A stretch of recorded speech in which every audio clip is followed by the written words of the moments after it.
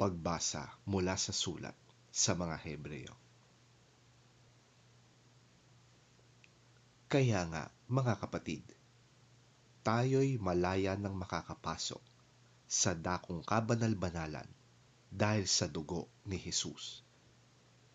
Binuksan niya para sa atin ang isang bago at buhay na daang naglalagos hanggang sa kabila ng tabing, at ang tabing na ito'y ang kanyang katawan.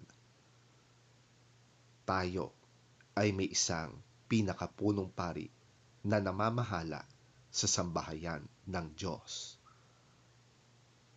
Kaya't lumapit tayo sa Diyos nang may pusong tapat at may matibay na pananampalataya sa Kanya. Lumapit tayong may malinis na budhi, sapagkat nilinis na ang ating mga puso at hinugasan na ng dalisay na tubig ang ating mga katawan.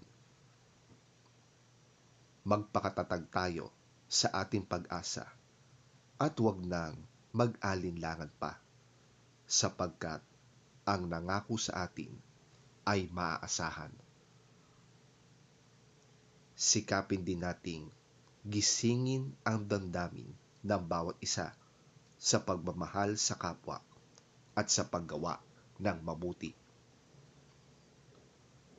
Huwag nating kaliligtaan ang pagdalo sa ating mga pagtitipon gaya ng ginagawa ng ilan. Sa halip, palakasin natin ang loob ng isa't isa, lalo na ngayong nakikita nating malapit na ang araw ng Panginoon.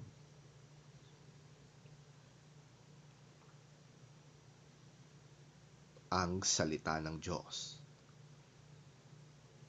Salamat sa Diyos.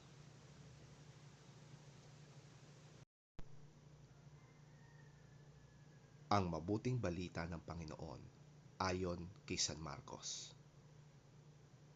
Papuri sa iyo, Panginoon.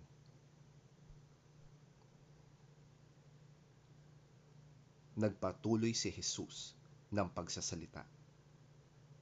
Sinabi niya, "Sinisindihan ba ang ilawan upang itago sa isang malaking takalan o kaya'y sa ilalim ng higaan?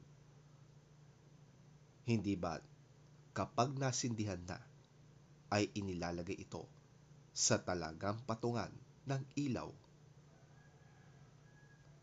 Walang natatagong di malalantad at walang lihim na di mabubunyag. Makinig ang may pandinig." Idinugtong pa niya, "Unawain ninyong mabuti ang inyong naririnig.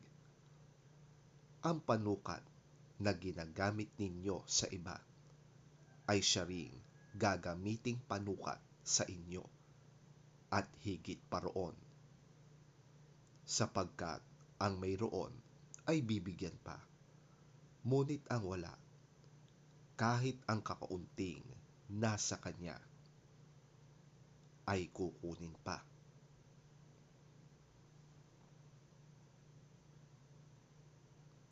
Ang mabuting balita ng ating Panginoon.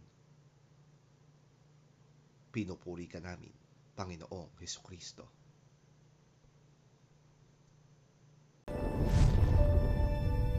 He said to them, "Do you bring in a lamp to put it under a bowl or a bed?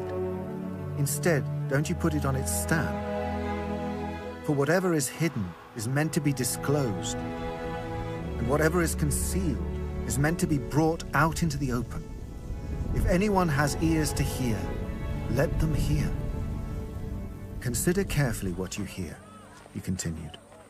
"With the measure you use, it will be measured to you, and even more. Whoever has will be given more. Whoever does not have, even what they have will be taken from them."